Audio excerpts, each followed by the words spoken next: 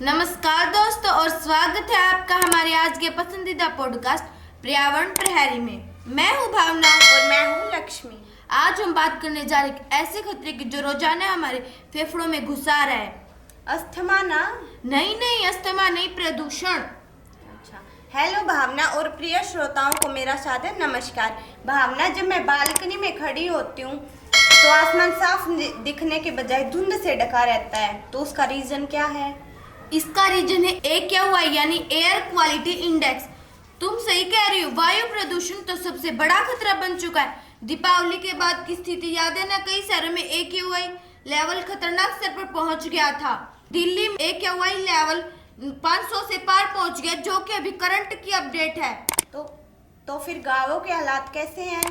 गांव में ये हालात थोड़े ठीक है, क्योंकि गांव में AQI लेवल लगभग 100 से 150 के बीच है और बारिश के समय पर ये 50 से नीचे भी आ जाता है। एक लक्ष्मी, तुम देखो जापान की राजधानी टोक्यो ना? हाँ, टोक्यो। उसके अंदर AQI लेवल यानी एयर क्वालिटी इंडेक्स का लेवल 50 से नीचे है। और एक हमारी भारत की राजधानी दिल्ली, उसके अंदर तो AQI लेवल 500 से पार पहुंच गया है। देख लो, एक तो 50 और एक 500, कितना ज्यादा अंतर है। दिल्ली के अंदर तो लोगों को मास्क लगाकर घूमना पड़ता है।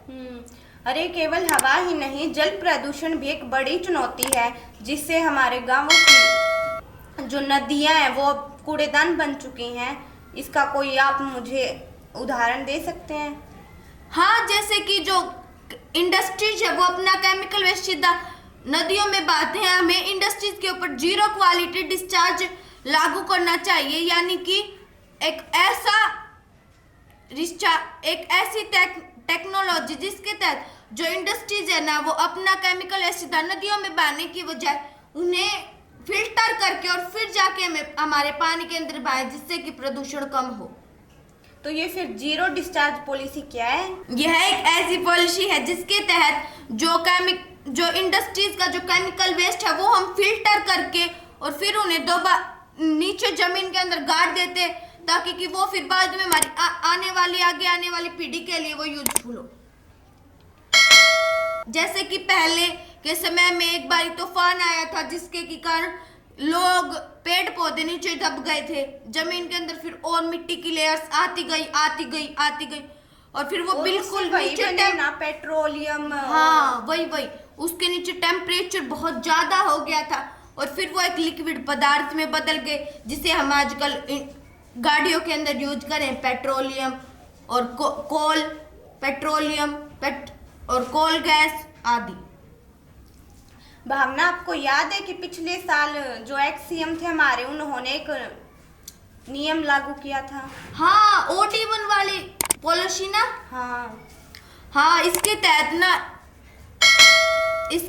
ना एक दिन तो ऐसी गाड़ियां चलेंगी जिनका कि जो नंबर है वो ओड है, जैसे कि 2445। इसके अंदर जो ये गाड़ी है, इसका जो नंबर प्लेट पे जो नंबर है वो ओड है, तो आज के दिन ये चल जाएंगी। फिर कल मान लो ऐसी गाड़ियां चलेंगी जैसे कि 2548, इसका जो नंबर है वो इवन है, तो आज के दिन ये वाली गाड़ियां चलेगी। ये थी OD1 पॉलिसी। हाँ, मुझे ऐसा लगता है कि हम हर नागरिक छोटे स्तर पर रहकर भी बदलाव ला सकता है। हाँ, इसका मुख्य कारण क्या है? क्या सिर्फ सरकार जिम्मेदार है या हम नागरिक भी? और अगर हम नागरिक भी जिम्मेदार हैं तो हम छोटे स्तर पर रहकर किस प्रकार बदलाव ला सकते हैं? विद्यार्थी और आम नागरिक क्या करें? मैं तुम्हें 3 प्रकार के सुझाव दूंगी, जिन्हें हम 3R के नाम से जानते हैं: रिड्यूस, रीयूज और रिसाइकिल। हर लोगों को अपनी जिंदगी में कम से कम कचरा पैदा करना चाहिए और प्लास्टिक का कम से कम यूज करें या फिर न के बराबर करें, और निजी साधनों का प्रयोग न करके सार्वजनिक वाहनों का प्रयोग करें। हाँ, सोचो अगर हर हफ्ते एक दिन साइकिल डे मनाया जाए तो कितना बड़ा बदलाव आ सकता है। और हमें साथ ही वृक्षारोपण यानी प्लांटेशन पर भी जोर देना चाहिए। हाँ बिल्कुल, हमें सौर ऊर्जा और पवन ऊर्जा जैसे नवीकरणीय स्रोतों को अपनाने के लिए अपनी सरकार और अपने लोगों पर दबाव बनाना चाहिए। तो दोस्तों, हमारे आज के इस पॉडकास्ट का सार यही है कि प्रदूषण एक गंभीर खतरा है, लेकिन हम इससे मिलकर निपट सकते हैं। धन्यवाद।